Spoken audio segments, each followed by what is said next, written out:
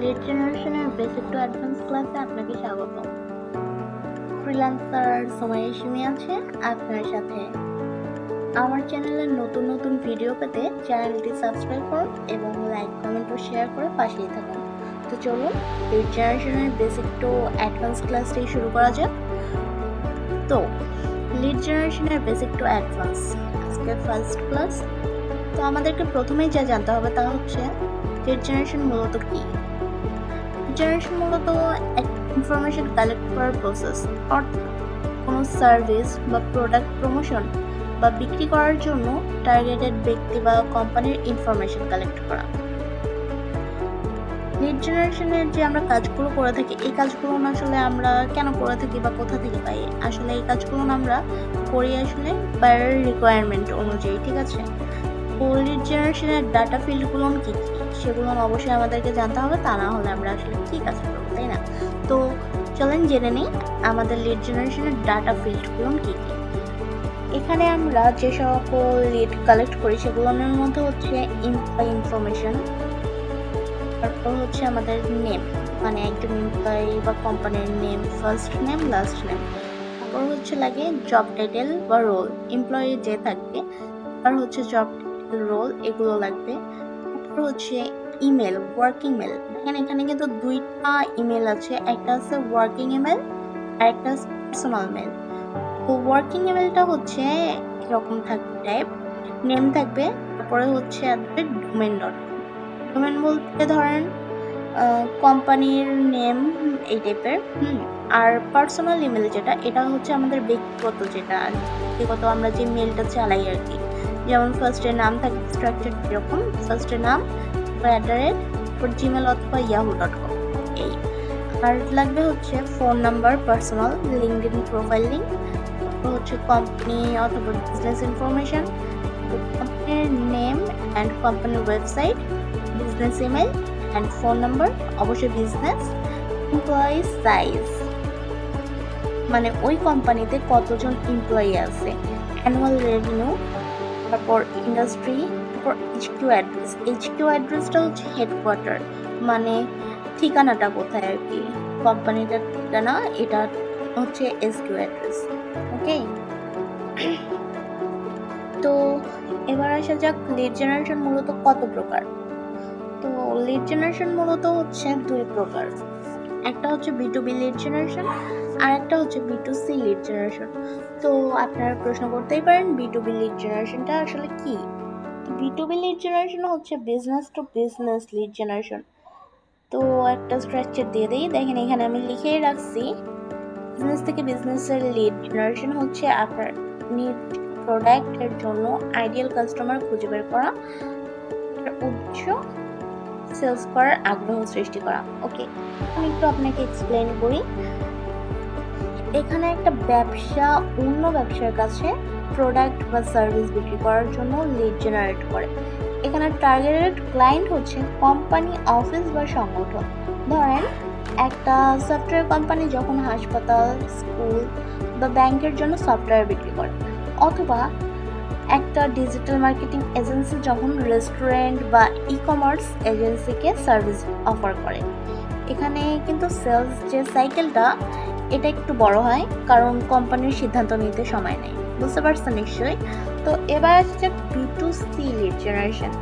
B2C lead জেনারেশনটা মূলত কি? B2Cটা কিন্তু অবশ্যই পেইড একটা লিড জেনারেশন। তো B2Cটা হচ্ছে বিজনেস টু কাস্টমার। দেখেন এখানে লিখে রাখছি, পণ্য অ্যান্ড সেবা সমূহের সেই বিক্রয় যেখানে চূড়ান্ত ব্যবহারকারী, অর্থাৎ যে গ্রাহক পণ্য অ্যান্ড সেবা নিতে প্রস্তুত থাকে। ওকে, আমি এখানে এক্সপ্লেন করে দিচ্ছি। এখানে একটা ব্যবসা সরাসরি সাধারণ কাস্টমারের কাছে প্রোডাক্ট বা সার্ভিস বিক্রি করে, মানে হচ্ছে আপনার এখানে ধরেন টার্গেটেড যে ক্লায়েন্ট তারা হচ্ছে সাধারণ মানুষ।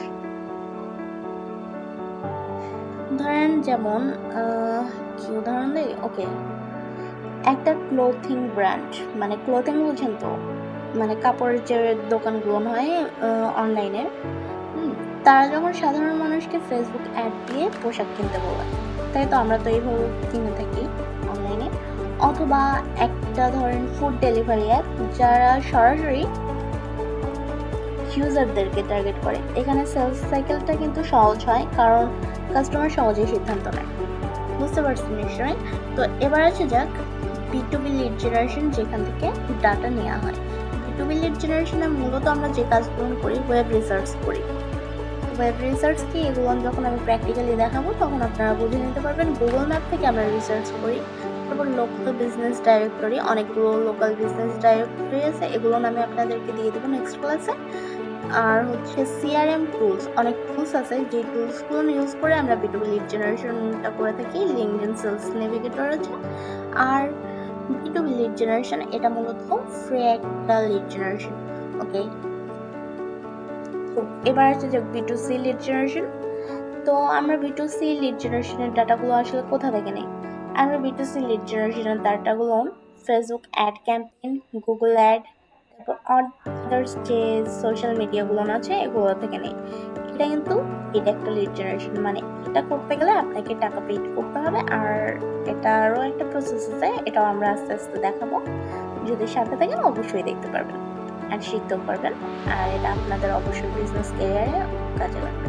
তো লিড জেনারেশনের কাজ শুরু করব কিভাবে?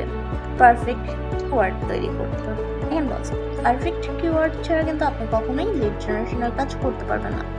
আর পারফেক্ট কিওয়ার্ড এটা আপনি কিভাবে তৈরি করবেন বা কোথায় পাবেন? এই জিনিসটা পাবেন আপনি বায়ার রিকোয়ারমেন্টের উপর। কারণ বায়ার আপনাকে বলছে, দেখেন এখানে আমি একটা বায়ার মেসেজ দিয়ে রাখছি। দেখেন আমরা আসলে এটা এখন পড়বো। ওকে, hello Ben, I'm looking for solar installation companies in Virginia.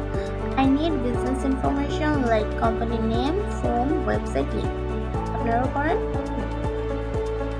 তো এখন আমাদেরকে, আচ্ছা আপনারা কি এটা পড়ে কোনো কিছু বুঝতে পারলেন? দেখেন বায়ার বলছে আমার একটি সোলার ইনস্টলেশন কোম্পানি ভার্জিনিয়া, এখানকার হচ্ছে কিছু বিজনেস ইনফরমেশন লাগবে, ঠিক আছে? তো এখানে আমাদের ওয়ার্ডটা আমরা বের করবো। এখান থেকে ওয়ার্ড দ্বারা এটাকে কোয়েশ্চেন করি। হোয়াট ক্যান ডু, মানে কি করতে যাচ্ছে উনি চাচ্ছে সোলার ইনস্টলেশন কোম্পানির লিড, তাই তো? আর কোথায়, মানে ওয়ার? ভার্জিনিয়া। তাহলে আমাদের কিওয়ার্ডটা আমরা পেয়ে গেলাম। কিওয়ার্ডটা হচ্ছে solar installation company in Virginia.